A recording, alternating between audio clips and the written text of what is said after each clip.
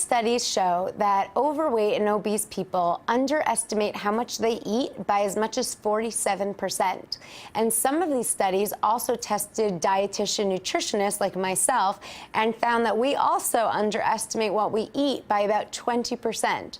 So there's a big discrepancy from what people think they're eating and what they're actually eating. And the only way to pinpoint what we're actually eating is by keeping a detailed food journal. Food journals are the best for increasing awareness of what we're eating because, you now know that you have to write it down later on in the day, so you become much more aware and mindful of the foods you do choose. And it also helps alleviate some of those instances of mindless eating. So you're going to be much less inclined to just grab a handful of M&Ms if you know that you have to write that down later on. It's also really great for pinpointing patterns, like discovering that you might be eating too much late at night and not as much during the day.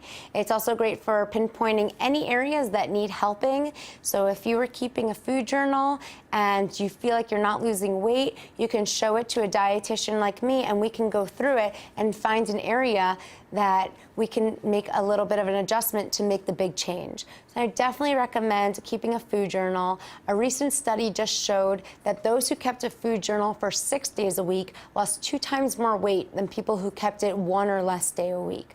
So it's really important to write down everything you're eating because doing that and nothing else will already and should already get you start losing weight, just becoming more mindful of the choices you're making. And another thing that goes really hand in hand with keeping a food journal is also going on a scale. Some people really like to avoid the scale because they find it doesn't really work for them. But what I found in my practice is if you really do want to lose weight, the scale is something you have to become familiar with because that's how we find out how you're losing weight and what's working and what's not working. Because I've worked with hundreds of clients at this point, and I've really discovered that everyone loses weight differently because everyone has different families, different traditions, different favorite foods and food triggers and food environments. And so when you go on the scale and keep a food journal, you can really individualize your plan and learn what works well for you. So I really recommend going on the scale weekly just so you can avoid any big changes and you can help make healthy changes. So if you avoid the scale for a month, especially if it's this upcoming month of holiday season, including Halloween and Thanksgiving and Christmas and New Year's, you might see a 12 to 15 pound gain, which is extreme but totally possible. And then you could feel really defeated and out of control. But if you go on the scale weekly through this, you might see a 2 pound gain or maybe even a 3 pound gain, but it's still something manageable and something you know you can conquer.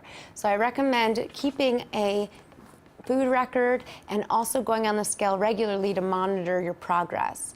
And if you don't like the scale, you can also use a body fat percentage monitor that you can find at most gyms, or you can use measuring tape that's just $2 at a drugstore and measure your inches. And you can definitely go buy a pair of tight jeans that don't lie, especially if they have a tight button and don't have a lot of stretch. So it's a really good idea to start monitoring your progress because that's when you'll really be able to learn about yourself and learn how you can lose weight and also just keep off and maintain your weight in a well and healthy way. For more on living healthy, living well, be sure to subscribe to emPOWERme.tv. Follow us on Twitter and like us on Facebook.